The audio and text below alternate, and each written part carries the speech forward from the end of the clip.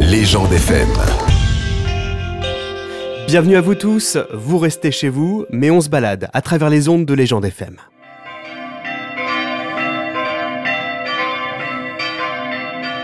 Vous connaissez ces cloches ?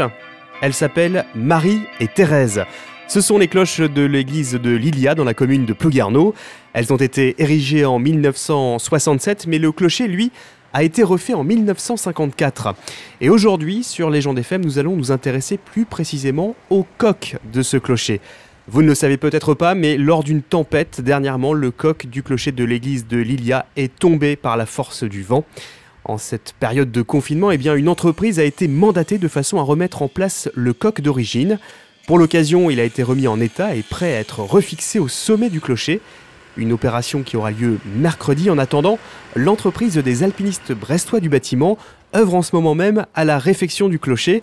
Et nous sommes allés à la rencontre de Tanguy et Olivier, deux techniciens de haute voltige qui nous détaillent l'opération.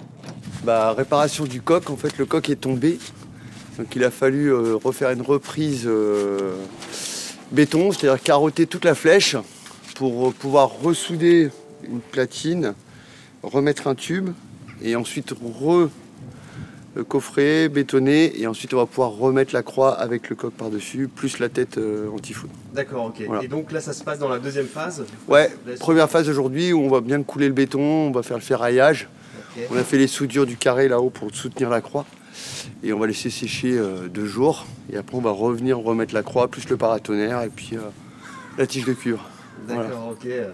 Le coq, déjà le coq là ? Le coq est là-bas, si vous voulez le voir. Il est là, avec plaisir. Hop. Alors ça c'est la croix qui doit faire plus de 20 kg. Je dirais 30 même.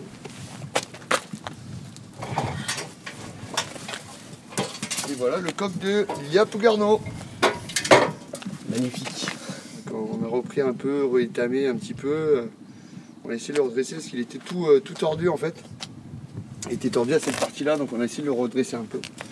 Mais on va garder l'originalité du truc quand même. Et vous en faites souvent des clochers comme ça ? Ouais, régulièrement. Ouais. Ouais, régulièrement. Alors là, on a la chance aujourd'hui parce qu'on le fait sur nacelle, mais souvent on le fait sur corde. Ouais. D'accord. C'est un peu notre principe de métier, donc on fait tout travaux sur corde, donc c'est quand même plus facile.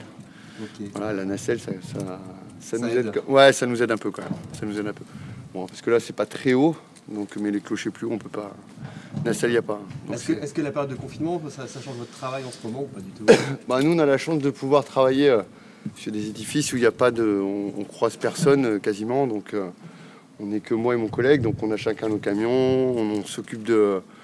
On a du gel hydroalcoolique, désinfectant, donc on a chacun nos outils, donc on se mélange pas, on essaye de rester au maximum que tous les deux, et puis après les autres collègues sont pareils, donc on n'est pas beaucoup à avoir repris pour l'instant, mais ça nous permet de faire des petits travaux comme ça où on n'a pas accès au public et continuer l'entreprise. Tanguy Goge au micro de Légende FM de l'entreprise des alpinistes brestois du bâtiment. La prochaine étape aura lieu ce mercredi dans le bourg de Lilia dans la journée avec la mise en place du coq restauré. Une opération que nous ne manquerons pas de vous commenter sur Légende FM. En raison du confinement, nous mettrons des images à votre disposition sur notre page Facebook ou tout simplement sur la chaîne YouTube de Légende FM. Alors soyez au rendez-vous et bon confinement à tous.